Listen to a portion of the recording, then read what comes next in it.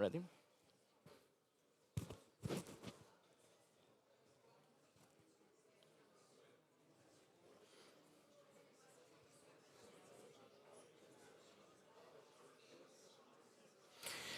Nema nikoga ko ti ovde daje znak, niti bilo što drugo. Ali dobro.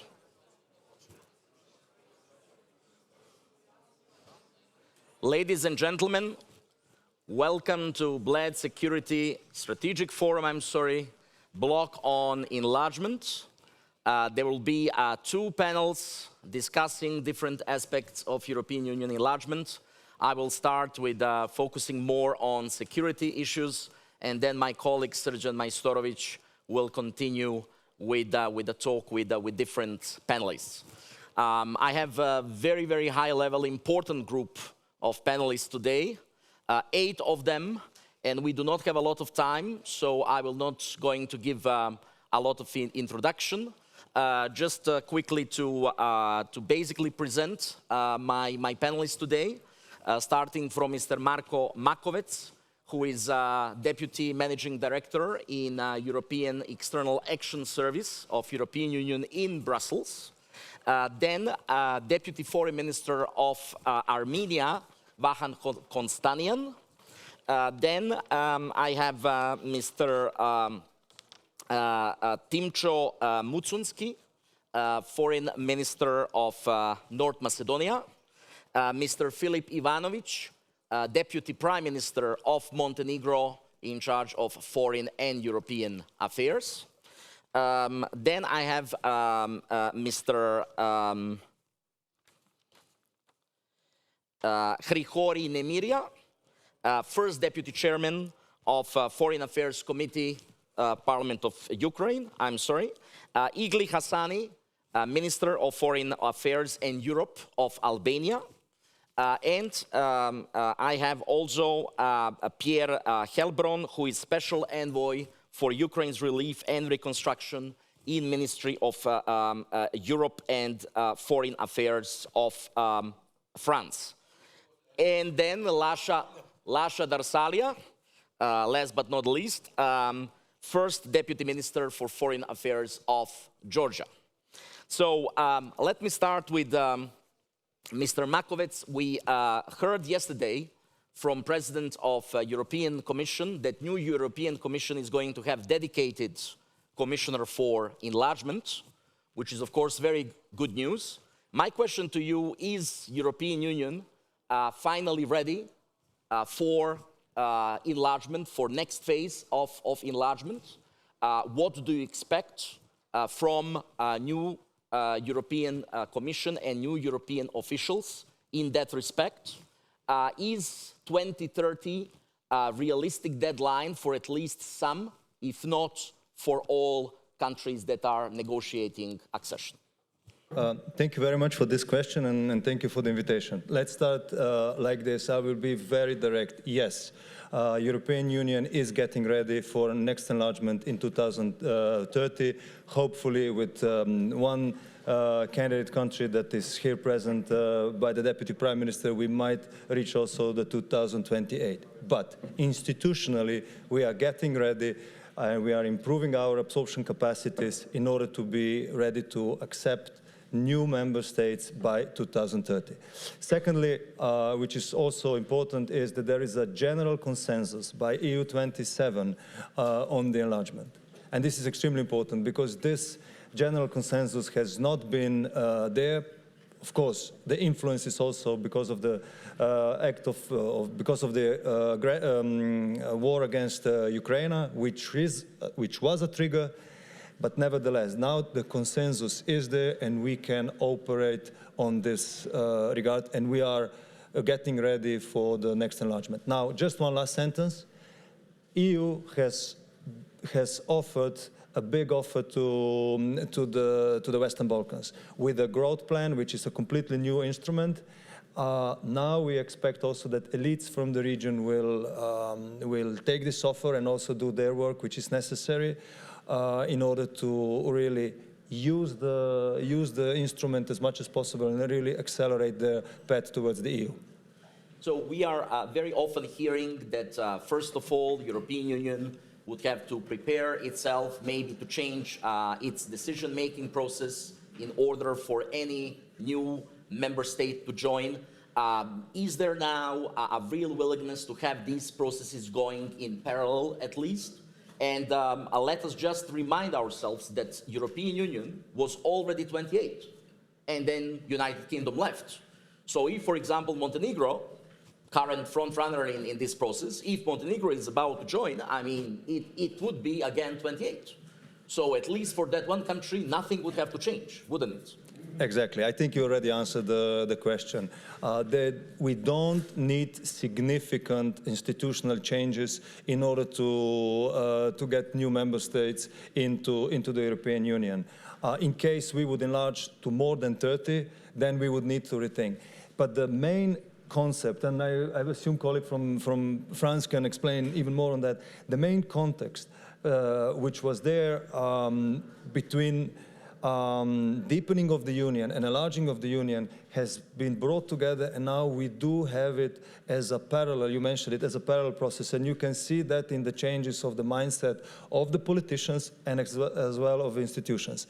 And there's just one more thing, the institutions, so the European Commission, the EAS, and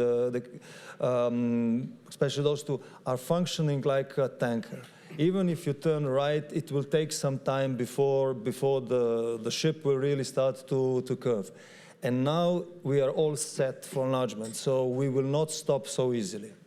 So is there an understanding in Brussels that there are some countries and some leaders of countries of the region that do not really want to join the European Union, no matter what they are publicly saying?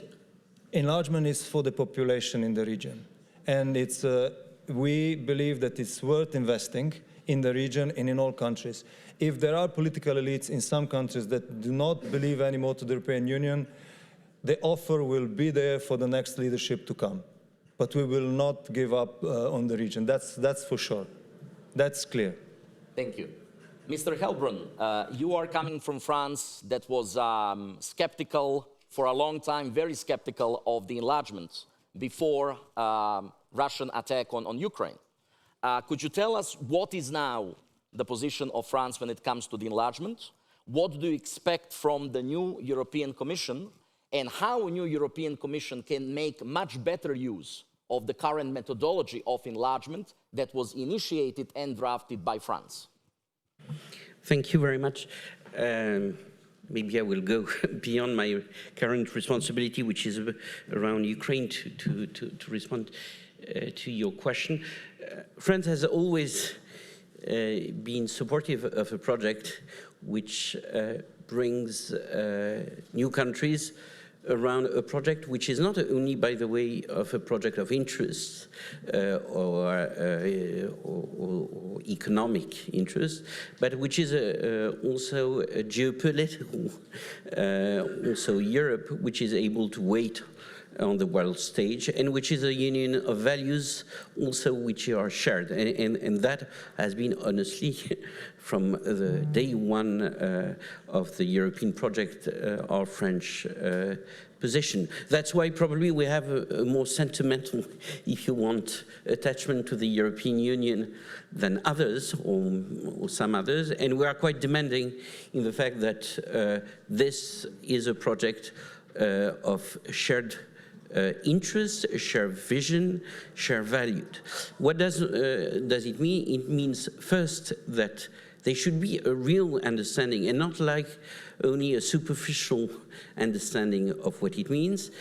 And we're not talking only about processes, box-ticking exercises, which unfortunately have been the case in some of the processes and led to some problems also we are now tackling about the rule of law of some countries which are in the European Union, or independence of the judiciary, or capacity really to share the same project. So what does it mean? And as you know, President Macron did a speech last year exactly in Bratislava in Globsec. It means that obviously the European Union and enlargement are of a geopolitical nature as project. We have obviously interests, and I think the Western Balkans, but also the other countries, starting by Ukraine and Moldova. President Macron also visited autocratic leader of Serbia, Aleksandar Vučić, a couple of days ago in Belgrade.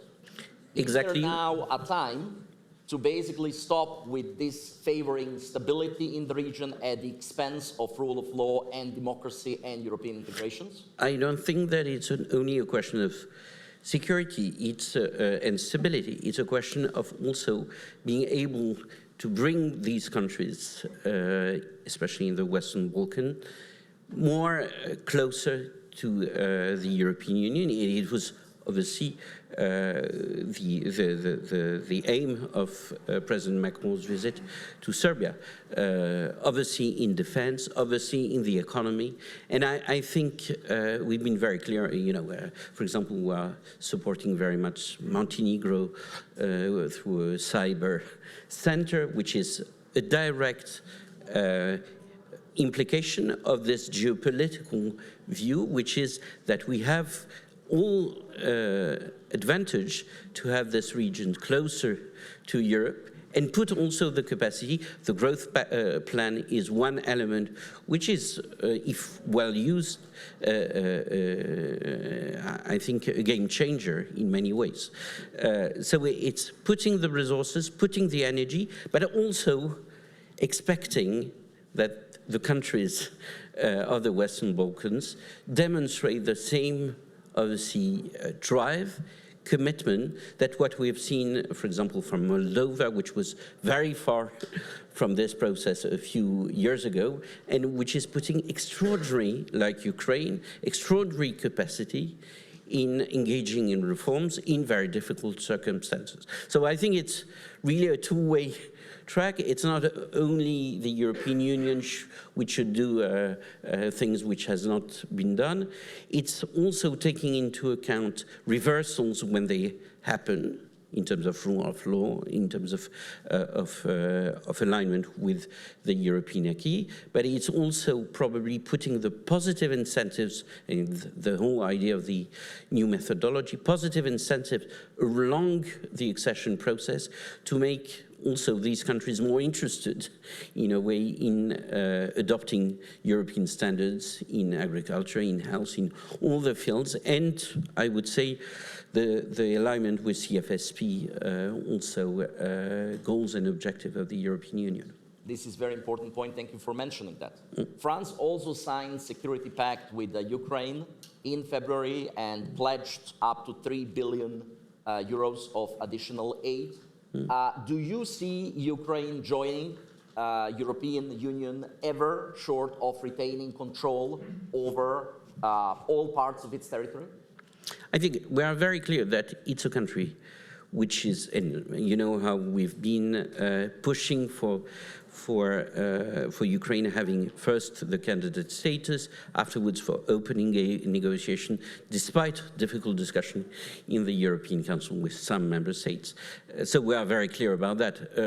We are also very clear that it requires quite a lot of work on the Ukrainian side. By the way, I'm spending a lot of my time going to Ukraine and responding to the asks of technical assistance, helping each ministries to adopt also European standards in each sector. The question is not an end date or, conditions linked territorial conditions. I think we'll see, and nobody knows, by the way, how this war will end. We know what we aim at and which kind of principles we are sustaining in terms of territorial integrity. We are drawing the conclusions in the military field. By the way, sometimes nudging some of our EU colleagues in terms of use of long-range missiles, air defense, also use of these weapons in certain conditions in the Russian territory. So we've been very consistent on that. The question is very much that, as I mentioned, for the Western Balkans, as for Ukraine, it depends on how much effort will be done on the Ukrainian side. there has been this Ukraine plan, which gives at least, the objective for the next 3 or 4 years. We are obviously ready, and we are supporting. We are having tens of technical experts helping each ministers to do that. I think at the end, and that's I will end by 2 things. First, it opens a window of opportunity for also other countries, and especially the Western Balkan countries. So I would say, in the time also to seriously engage on that plan also would enlargement policy be dead by now if it wasn't for Russian attack on Ukraine? I think for some countries which have been showing extraordinary commitment or has been quite advanced in the process. You mentioned Montenegro. It's not a secret that Montenegro has been committed and is committed also to that objective and is quite close in terms of reforms to that goal. I know if, at least what is sure is that the Russian attack on Ukraine has revived the political sense of mission of enlargement policy. Even if we talk about a process which has probably different objectives, because the one in the Western Balkans was very much about regional reconciliation. There in Ukraine and Moldova, it's very much about responding to a threat of a neighbor. But I think both of them should be embedded in the same process, and the future enlargement commissioner will have the responsibility, obviously, of putting a coherent, consistent approach, very much based on the new methodology, but probably building on this new political momentum within the European Union, and I hope also within each of the countries which are in the accession process. Thank you very much. Mr. Makovec, very, very briefly, tell us, please, reveal us a big secret. Behind the closed doors in Brussels, are there already talks about abandoning policy Cyprus never again? Honestly, now the main objective of enlargement has to remain that the European Union will become stronger, not only larger. Therefore, we will insist on the merit-based approach. It means that we will insist on the main reforms. But these main reforms are not because we would want to as the institutions, but because they have the real transformative power. And with these reforms, the rule of law is the most essential. The rule of law is the most essential because the rule of law is the basis of democratic systems that we have, are the basis of the way of European living, and are the basis for the single market, which is one of the most regulated and one of the most stable markets in the whole world. So this is one focus. But the second focus that you also indicated is the, let's say, outstanding or remaining bilateral disputes. European Union cannot afford to import another serious bilateral issue into the European Union. So that's why we will try to engage, we will try to facilitate and help the members, the candidate countries to resolve their disputes in the early stage of the accession as much as we can, and we will try to engage politically as much as possible to decouple or to separate the bilateral disputes from the accession negotiations, as much as the frameworks are allowing us, in order to allow preparation, the preparation of the candidate countries for the EU, and not bilateralizing of the accession negotiations. Thank you. Deputy Prime Minister Ivanović, Montenegro, as we heard, is a front runner in this process, and it has received a positive EBAR assessment, allowing your country to start closing the rest of the chapters, which was a great signal a couple of months ago. However, there is now growing concern within the European Union that the reshuffle of the government to include some parties that are heavily dependent on political support of Serbia might put this process in danger, or at least slow it down. There is also a growing concern that now very open conflict between President Milatović and Prime Minister Spajić might also slow down the reforms and put this whole process in jeopardy. What is your comment on this? Well, thank you for the opportunity to join this panel and for the invitation. And my first thought while listening to Mr. Makovec was that I'm going to say thank you for cryptically hinting at Montenegro as the front runner, but then the others have explicitly said that we are talking about Montenegro. And indeed, we are very happy with the result that we have achieved since the formation of the government of which I am a member, which happened at the end of October last year. So from the 1st of November until the end of June, we managed to do quite a lot, and part of that was appointing chief persons in the judiciary system, adopting quite a lot of laws, adopting quite a lot of amendments of a few laws, and all of that resulted precisely in this intergovernmental conference that we held in Brussels at the end of June and got the so-called IBAR, or the Interim Benchmarks Assessment Report. And this was really a huge event, not just for Montenegro, but I would also say it was a very big event for European Union and its enlargement policy, but also for other candidate countries, because we were and we are the first country ever to get this positive report according to the new methodology. So we can serve an example to other countries how to proceed.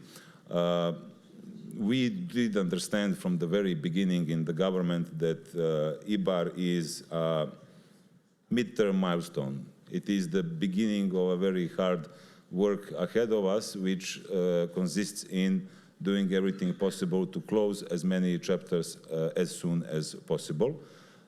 We are aiming at closing a few of those negotiation chapters by the end of this year, and the aim of the government, publicly proclaimed, is that by the end of the mandate of the government, which means in the next 3 years, we want to finish the job on our side.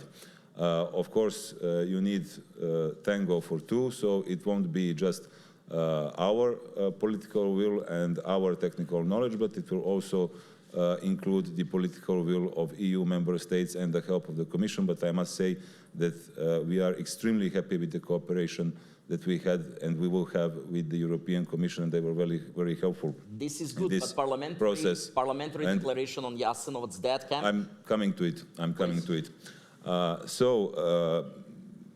There are many rumors in different corners in Brussels or maybe in some other capitals that in the government now in July we have some scary guys that are going to slow down the process. I must say that I haven't heard them to be very explicit, these concerns, although I believe you that there are some talks about that.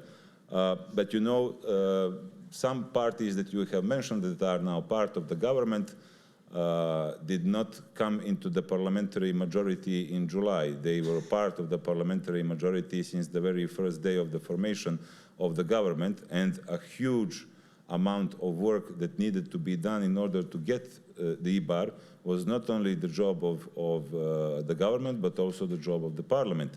So all these appointments in the judiciary system, the Constitutional Court, the Judiciary Council, the Chief State Prosecutor, these amendments of laws, and so on, they were all passed in the parliament without votes against.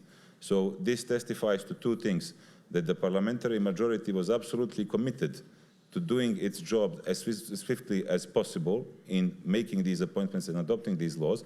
But it tells you also another thing, that not just the parliamentary majority, but also the opposition were cooperating together. And if you had things passed in the parliament without votes against, it means that they are on the same job. And this job is getting Montenegro closer to the European Union. Of course, different political actors see certain things differently. However, what has been so far in theory and now approved in practice is that all political parties in the parliament have as their #1 foreign policy goal proclaimed membership to the European Union. And I think they really proved it, and the work of the parliament proved it. What is the political impact of this resolution on your bilateral relations with Croatia? Are we going to see another bilateral dispute? I wouldn't say that we will see another bilateral dispute.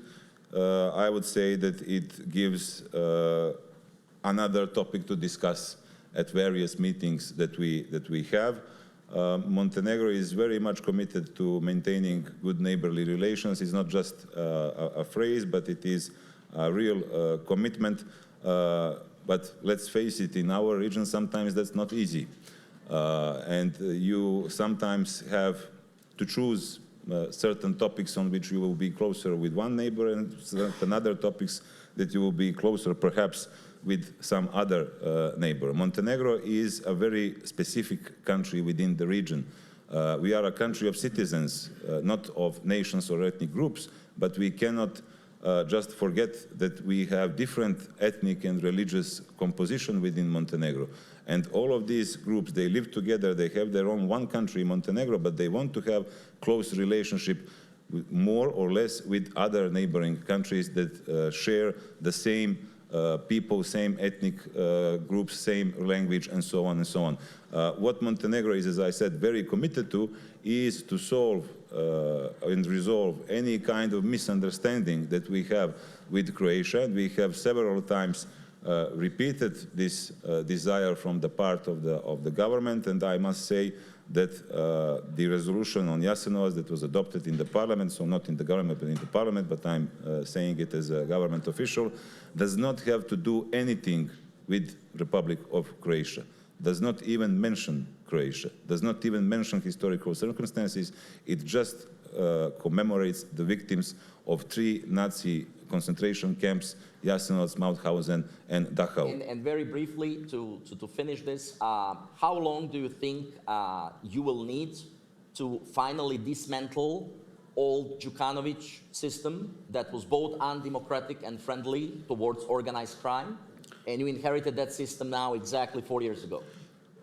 Well, yes, there have been political changes in Montenegro in 2020, 4 years ago. Of course, after quite some time of the same parties being at the head of the regime, every society needs a little bit time for its political dynamics in order to get used to it and to take over the system. What's most important thing, and which is very much related to our European integration path, is that we have independent and transparent institutions, specifically and especially in the judiciary system. So I cannot give comments on these things and how long it will take to dismantle certain bad things that have happened in the past, but what I can say is that we put our whole trust into the independent judiciary system, especially in the Supreme State Prosecutor and Special State Prosecutor, and I hope that they are going to do their job well, and they have the full logistical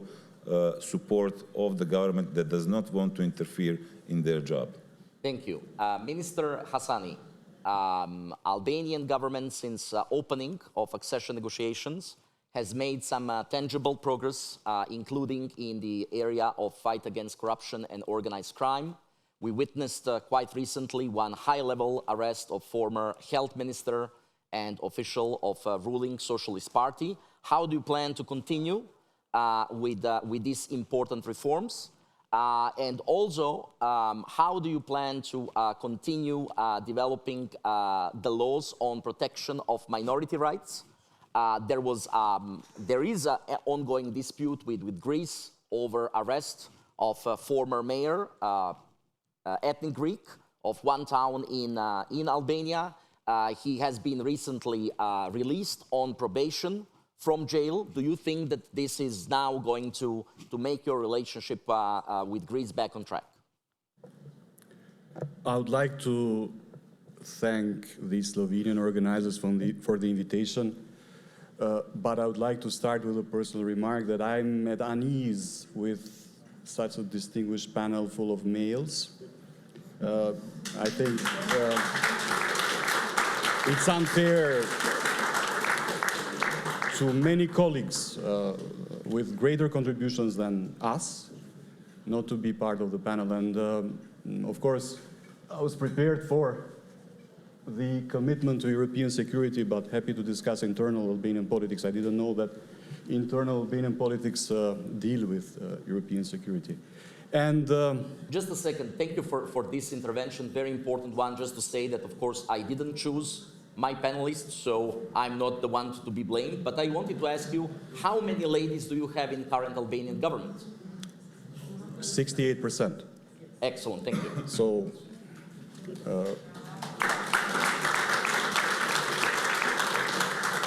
but going back to your questions, it is important to understand that Albania hasn't done some progress.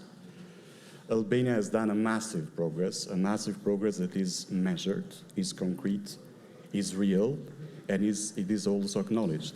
And this is why we're trying to continue with reforms, continue with engagement, continue delivering, continue bringing more and more mechanisms that are able to help our society become as soon as possible a member of the European Union.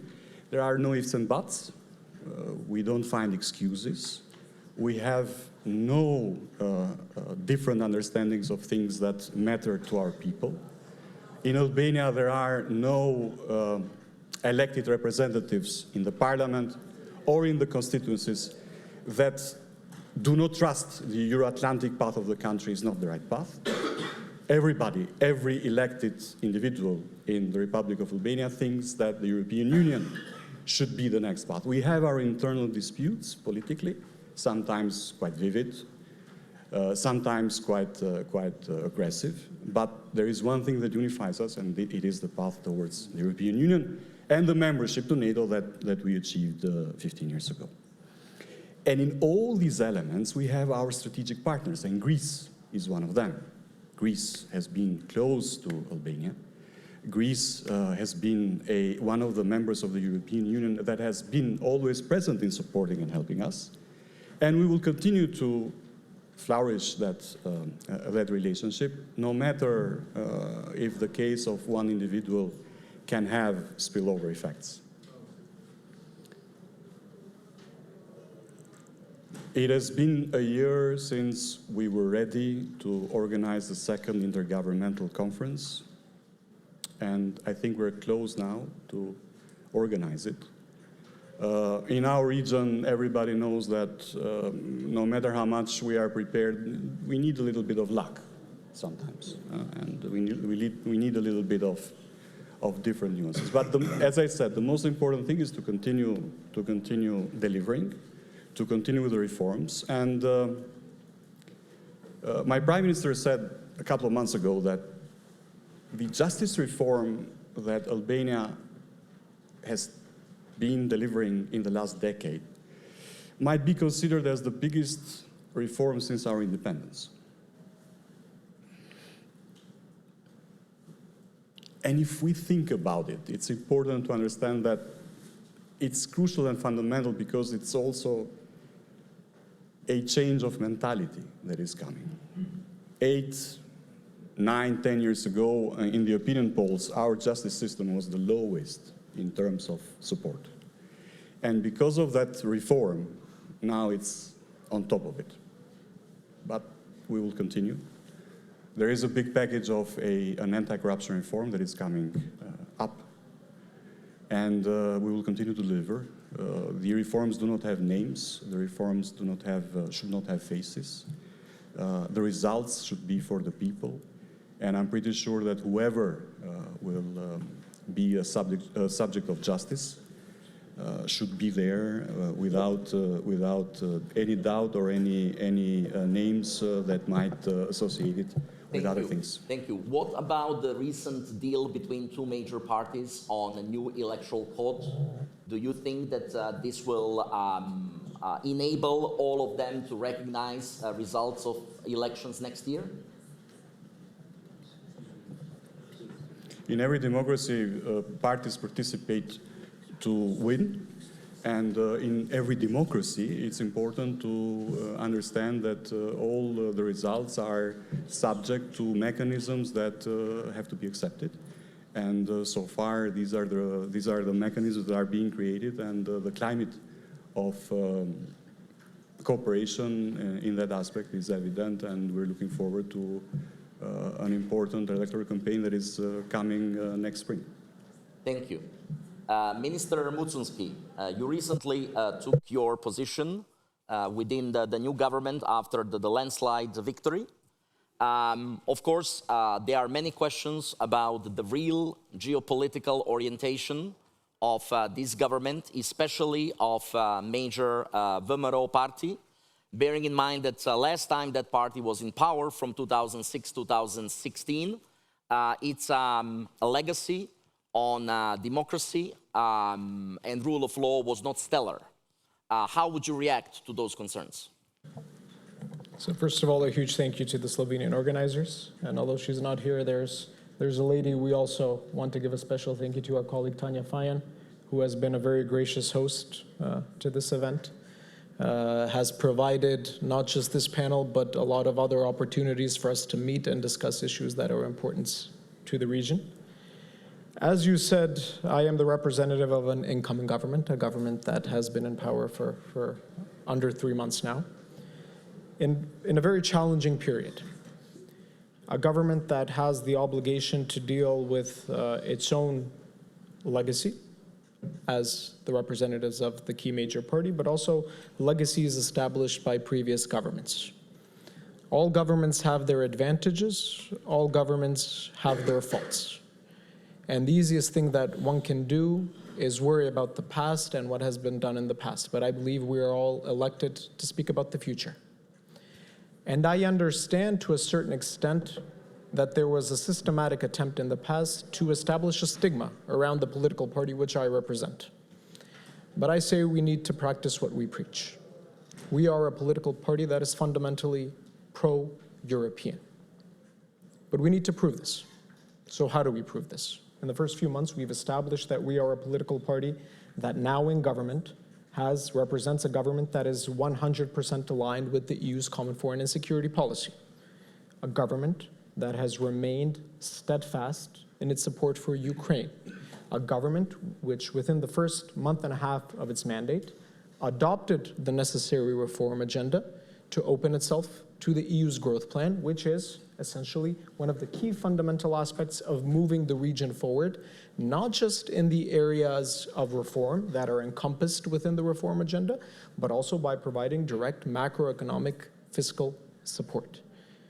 So it's not about perception, although many times politics and the EU agenda is about perception, and we can speak to that. Okay. It is about what we do in practice. And I think by what we've done in practice in the last 2 months, we have established that we are a reform-oriented government and a government which puts as a key foreign policy priority full membership into the European Union. What are you going to do in practice with the case of former Prime Minister Gruevski, who was the leader of your party, who is now a fugitive of justice, enjoying support of Prime Minister Orban in Budapest? Are you going to ask as a new government and renew the request for his extradition to Macedonia so that he could serve his jail time there? The problem is that many times we put individualized cases over processes. And I understand the political spotlight around every individualized case because there's media attention for it, there's public interest. But this is exactly what we need to stop speaking about and leave institutions to do their job. And leave institutions, whether they are judicial or executive institutions, to decide within the framework of legality. I am a lawyer myself. My profession is teaching law. I am a university professor of law. And I would be a hypocrite if I said that judicial institutions should react in one way or another based on individualized cases. Sadly, Igli gives one example. I can give another example. Right now, when it comes to the judicial system of my nation, public trust, per a lot of recent public opinion polls, have it between 2 to 6%, an absolute record low. And that is because many times you see individualized cases decided contradictory to what legislation and the constitutional system is. And that is why, in this case, and in all other cases related not just to extradition, but to any court proceedings, whether they are in the criminal justice system or in the civil court system or in the administrative court system, we need to allow transparency to function, we need to allow legality to function, and politicians should learn that it is not their role to meddle in judicial decisions, including giving public statements about how judicial decisions are made. We should allow the system to function forward as it should be per the Constitution and per the legal system. That means, if I can guess, that former Prime Minister Gruevski does not pull strings from Budapest. We have a government led by Prime Minister Christian Mickoski, who received an absolute mandate, a government that, when you look at the entire coalition, has behind it around 500,000 voters.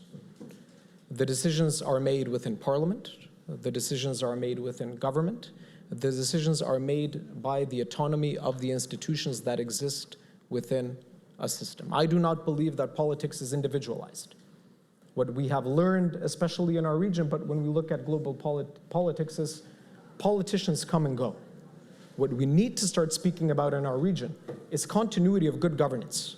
Tomorrow the government will change. Tomorrow another party will come into power, but we know that there is a continuity of the system. These are the lessons that we need to learn from European best practices and stop speaking about individuals that make individual decisions. We need to speak about collective processes. We need to speak about collective responsibility. And in our case, we have a system that is, above all, key decisions are made by parliament, a government that is independent, a government that has a reform agenda focused on the fight against corruption, focused on bringing at a necessary height the rule of law. This is where the focus will be when it comes to the key decision maker in government. That is, of course, the Prime Minister with his cabinet and the various different departments. How your government plans to resolve ongoing dispute with Bulgaria and to move towards membership in the EU when so far your government was against constitutional amendments that are necessary to unblock this process? First of all, what I was very happy to hear, and I said this was music to my ears at this event, is that what is evident is a clear frustration of bilateralization of these processes. And this is a frustration that is very evident among the citizens of my nation, but it's good to hear it coming from officials from within the EU. That bilateralization of the enlargement process individually, but also collectively, is the most harmful agent that can happen for the perception of the European Union and also for the struggle that pro-EU politicians have in the region. And in that sense, how do we solve things? We solve them with ideas, we solve them with proactive engagement, and we solve them with a lot of goodwill. We solve them by getting things done domestically, by not, on one side, as we like to say, waving the EU flag, but on the other side, being corruptive actors within the domestic political and economic system. We need to, as I previously said, practice what we preach. We need to show that we will reform the system internally, and on the other hand, in international affairs, we are willing to engage, we are willing to discuss, we are willing to use measures that include cultural diplomacy. Such an outreach will be made by Madam President Siljanovska and myself within the coming few weeks when we visit Sofia, together with the Macedonian Opera and Ballet, to show that the two nations can engage. Do you think the two nations enough? I think that we have a responsibility to show goodwill. I don't think that neighbors should speak about what is enough and what is not enough. I think neighbors should speak about what commonly binds them. Politicians in our region have more often than not taken decisions and practiced public rhetoric that divides their peoples. I come from a young generation of politicians. I also come from a young generation of people who expect results right now, that don't have time to wait. We are the generation of Instagram, we are the generation of TikTok, but we are the generation of tangible deliverables. And I believe whether somebody's from Bulgaria, Greece, Montenegro, Albania, I can find more factors that will unite us than that will divide us. So I think that any gesture is enough. I think bringing a cultural institution to Sofia with the president and foreign minister is a step in the right direction. Thank you, Minister. I hope that it will be perceived by the other side as such. Thank you. Mr. Nemyria, regarding Ukraine's application to join European Union and opening of accession negotiations, what is realistic scenario for your European Union accession process in your view? How are you fighting corruption that has been a huge problem, as we all know, in the country for quite some time? And regarding Western Balkan countries has been waiting for 21 years since the Thessaloniki summit to join European Union. Do you think it is viable, bearing that in mind, that Ukraine joins before them? Very interesting questions, three questions in one. With all due respect, I'm not going to embark myself in answering these questions because I believe we all here in this room and beyond losing a sense of urgency. What sense of urgency I'm talking about? If you take the countries that are presented in this panel, Georgia, Albania, North Macedonia, Montenegro, Armenia, so the total territory of all those countries equals now the territory occupied by Russia, Ukrainian territory, more than 160,000 square kilometers. If you take population of those countries who are present here in the panel, whole population, it's less than the number of the internally displaced persons in Ukraine. More than 14 million displaced, out of them 7 million out of them are refugees. So I'm telling this for you to, again, to remind the scale of war. And then as a conclusion, and that's my observation, and I'm very frank with this, there is lack of feeling, and I'm not someone who blame, that the war is next door. And if everybody who can do will not do what he or she can and should, the war will come closer and closer. I'm sitting next to a Georgian colleague. I never met him. But in 2008, when the war has started, Russian aggression against Georgia, I was sent as governmental envoy to Tbilisi. Russia still occupies, 16 years after the war, 20% of Georgian territory. When I was leaving Tbilisi on August 12th or 13th of 2008, I was asked by media, Georgian media, Mr. Deputy Prime Minister, do you think that something like that could happen against Ukraine? I said, no. We don't have any territorial disputes with Russia. We have major treaties. Russia is one of the guarantors of Ukraine's security because Ukraine gave up third largest nuclear arsenal, larger than France, UK, and China combined, back in 1994. With 2,500 nuclear strategic warheads and 176 intercontinental ballistic missiles. No, we got the security guarantees. So that was my answer. And then war has come. So therefore, I would like to all colleagues to remember that wars always come unexpected. And it is important to be prepared for them. And I'm very pleased, and I take this as a vote of confidence on the Ukraine's ability not just to defend itself, but defending itself, defending Europe. This is what is happening now. Because when it's business as usual, talking about closing this chapter, coming to close the next chapter, talking about this and that, reshuffling of the cabinets, particular cases, criminal or not, so it was like business as usual. But that's only because the Ukrainians are fighting in the eastern flank of Europe. So this is a very important moment to remind this. Now, with this, what I would like to say, what kind of Europe is going to be after next wave of enlargement would to a large extent depend how this war would end. Not so much when it ends, but how it will end. Why I'm saying this? Because if you take Europe, which is becoming more muscular, more geopolitical, more willing to develop its strategic autonomy, so then it requires a revisiting, rethinking what does security means in this era.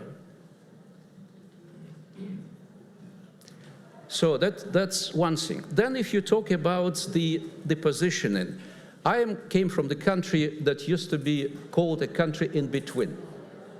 You know, after the breakup of the Soviet Union, so that was quite a quick way of the NATO enlargement. Then it was Russian sphere of influence, and there are a number of countries like Georgia, Ukraine, Moldova, Azerbaijan, Armenia, that were countries in between. So now we are learning, and there was some temptation to actually use. This is a good thing, to be in between. We could milk two cows, basically, as one of the former presidents used to say. So, but then what we found, that to be in a gray zone, or to be in the security vacuum, is actually invitation for your neighbor, who is happened to be revisionist power, to exploit this. That's what is happening now. So for Europe to be stronger, and this is what we are talking about, because enlargement not for the sake of enlargement. Enlargement to make Europe stronger, more visible, more good for its own citizens. For that, what is important, to do everything for this war to be won by Ukraine, by definition, by Europe. Now, today, last minute, and sorry for that, because I do feel it is important to convey that my first time here. I was asked by the Slovenian TV, do you see a light at the end of the tunnel? I was going to say, yes, I see. So, but when we are sitting here in this panel, there are two lights that are not very comfortable, by the way. They are blinding us. So, and then I thought, yeah, if I could say yes, then sometimes, you know the story, this light that you expect, the fresh air, are going to be a light of the train that goes to hit you. So, or the lightning light half an hour ago, but everybody was trying to find a shelter. So it's good to have a shelter when the storm is coming. But the point is, I believe we are all unintendedly victims of the what might be called tunnel vision thinking. We're in the tunnel. This tunnel is Russia attack Ukraine. Ukraine is fighting against Russia. It's an existential fight for Ukraine, and we are all helping Ukraine to defend itself. It sounds like a fair reflection of the realities on the ground. But the more we are in this war, and it's reaching its, in February will be 3 years, the more I believe we are becoming hostages of this tunnel vision thinking. Because if it's only war between Ukraine and Russia, and sometimes it's going to say it's war about the territory. Putin wants whole Ukraine, or Putin wants not just Ukraine, he wants also Moldova and the rest of the best. No. How to, my recipe and my advice to think together, what is the way out of this tunnel vision thinking? Not stop considering this war as the war about the territory. Stop considering this war as just war between Russia and Ukraine. This is war not about the territory. Therefore, any peace plan based on the principle land for peace is not going to bring sustainable peace. This war is about who will write rules of the new European and world security order. Thank you very much. This is what is at stake. And the final thing, thank you. The final thing, I really want to say this because this is important. Please. Sorry about that. There are thinking that going on. We learned lessons of Yalta and Second World War, how it's happened and how big beasts and divided Europe. So for that not to happen this time, it is important for small countries or medium-sized countries, whether it's on Western Balkans or in our region in Eastern Europe, to think in advance of their place in this new European security architecture. There is a good process that started 2 years ago under the auspices of the Geneva Center for Security Policy that combined thinkers and policymakers from the region. And I strongly advise those who are interested to make a contact with them because there are some fruitful ideas there that would allow not just countries in the region I'm from, but also Western Balkans and some other regions to think what is in common and how unite the efforts to achieve this goal. Thank you very much. Thank you. Deputy Minister Darsalia, European integration process of Georgia has been put on hold.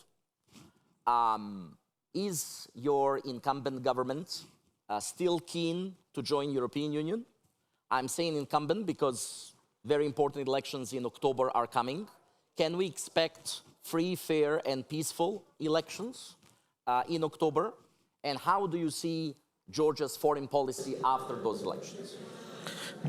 Thank you very much, and thank you for this very important question. I just want to say that for Georgia, European and Euro-Atlantic choice, and I'm saying it together and later explain why, is kind of choice of the whole nation. There is debate on this in Georgian society, and it's very clear for any political force in Georgia. I really don't want to concentrate on internal issues, which party has what, but this is something which unites the whole society. The support of EU and NATO membership in Georgia is something between 80 to 90% all the time, sometimes plus, sometimes minus, but that's the average support which is there, and the same is in whole political class. So no one really doubts in Georgia about this choice. So I really would not connect it to any election in Georgia, what will be Georgia's foreign policy choice. It's already done, it's already there, and there is no doubt about this inside of Georgia, at least. Of course, if the question is about these difficulties, and we have to admit there is the difficulties in relations of Georgia with its partners, and if the question is what is Georgia's foreign policy priorities, as I said, the choice is not changing, it's there, but what is changing is security environment around Georgia. And this is, I think, I understand from which perception this question comes. So it's not about answering yes or no on this question where Georgia is, but it's, I think, important, and maybe there is this people understand differently the security environment around Georgia. So I will talk not only about Georgia, but a colleague from Ukraine partially talked about this as well. What is your choice when you have border with Russia? What is your security choice when you have border with Russia? For Russia, any neighbor is either adversary or potential satellite. And to address this, your choice is either you become member of NATO and EU, like for Finland, for example, recently, some other countries. Or if you fail this, Russia will impose wars on you, and Georgia fighted 4 wars with Russia. Just because of this, it's European and Euro-Atlantic choice. Or you are somehow trying to manage the situation. So what was Georgia's answer? Georgia's answer always very clearly was European and Euro-Atlantic integration. Georgia never chose any other path.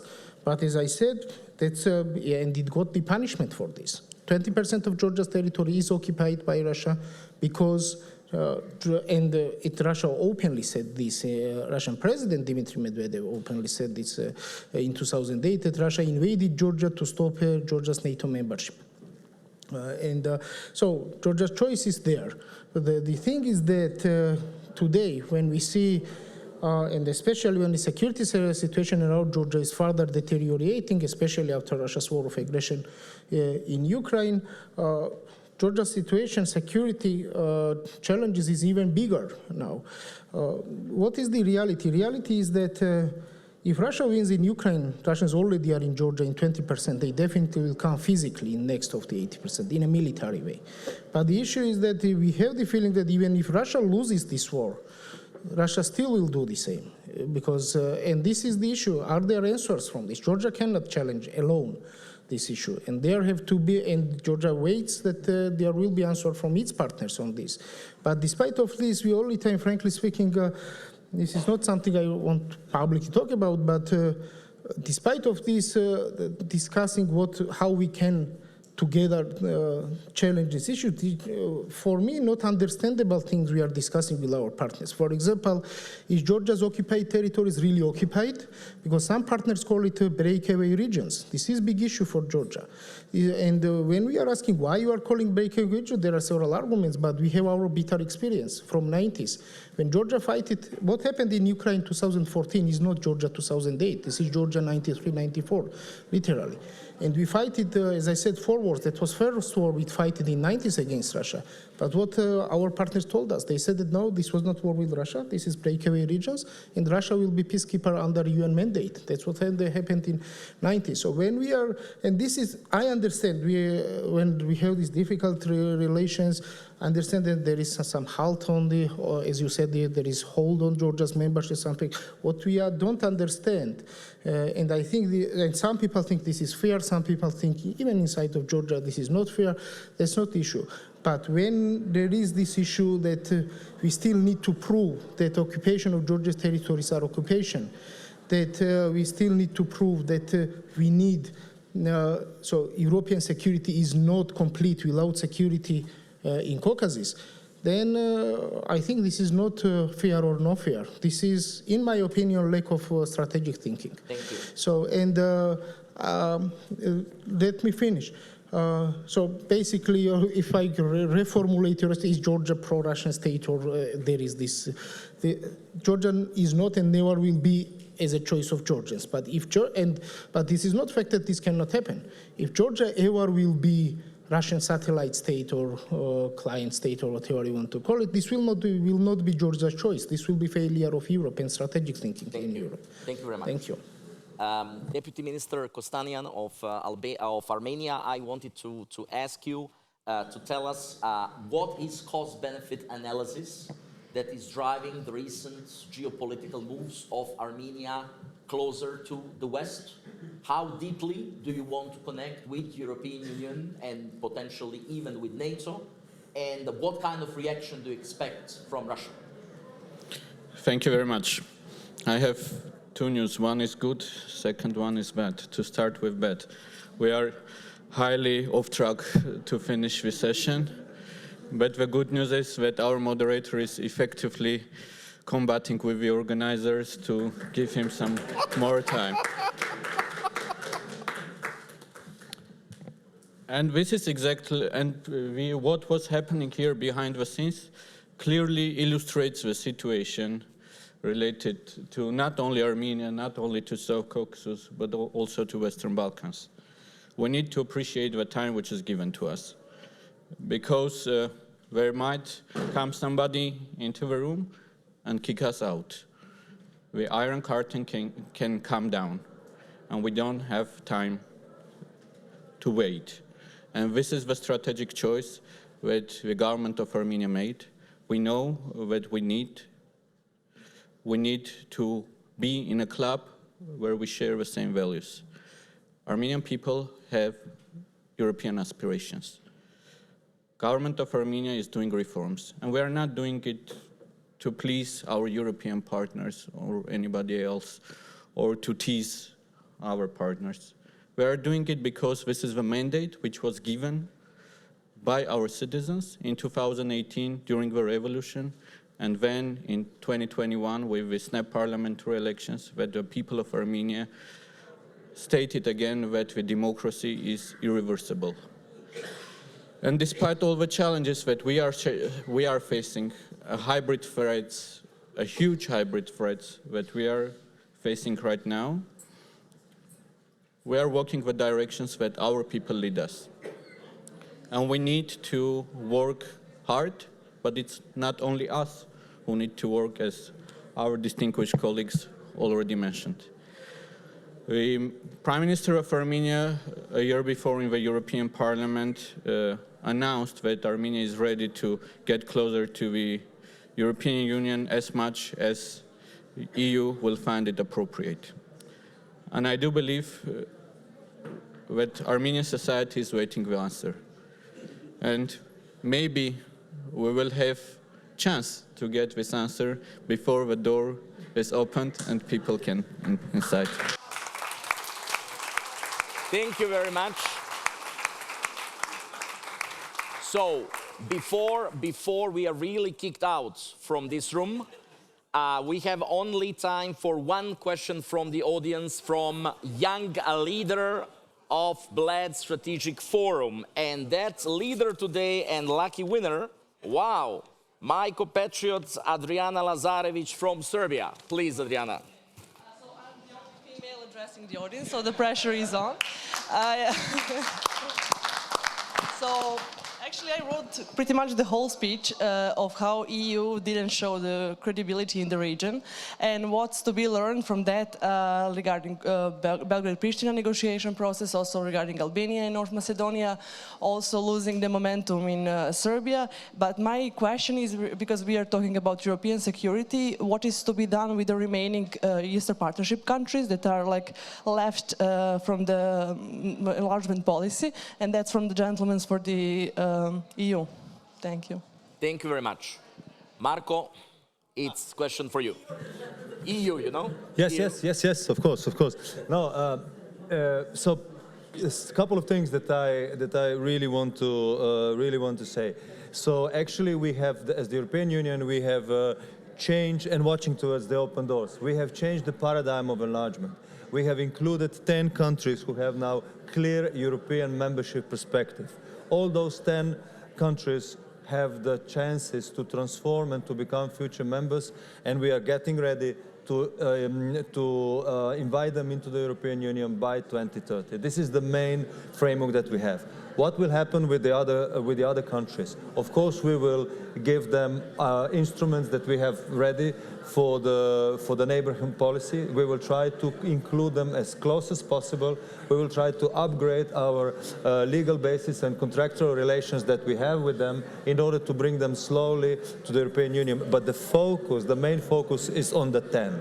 Because this is what the European Union can digest in the first stage before going to the other stages. This is a realistic decision and a strategy that we have cautiously overtaken, because already enlargement to the 10 will be quite a lot, will mean a significant changes of the European Union. Some of the countries like Ukraine are huge, are enormous, will significantly change the nature of the European Union, and will have also the impact of the decision-making process. So this is some sort of a strategy. 10 who have a tangible membership perspective are in the focus, yet we are working on the contractual basis with all the rest in order to bring them closer to the European Union. Additionally, last sentence, our instruments that we are developing and we have developed on security and defense, like European Peace Facility, like PESCO, like some others, will be extended also to all the partners from Europe. And the last sentence, we have also co-created the European political community, which is a space for discussion on security issues, also involving those countries who are not among the mentioned 10. Thank you. I would like to thank to all of our panelists. Thank you for bearing with us for past 60 minutes. Thank you.